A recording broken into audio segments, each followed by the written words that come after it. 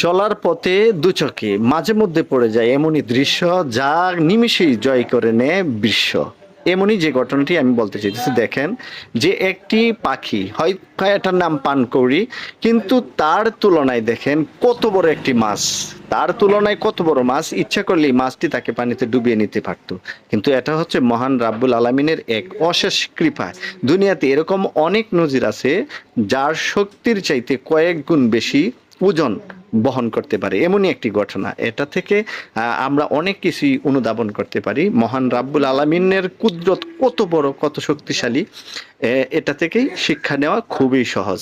আর আবার অনেকে এই এই পাখিটির দ্বারা দুনিয়াতে মাছ শিকার করেও সে দিনাতিপাত চালিয়ে যাচ্ছে। আপনিও ইচ্ছা করলে এটা যদি সংগ্রহ করে তাকে পুষ মানাতে পারেন, তাহলে আপনিও এটার দ্বারা আর্ন করতে পারবেন, ইনকাম করতে পারবেন। দেখেন দিব্যি কেমন ভাবে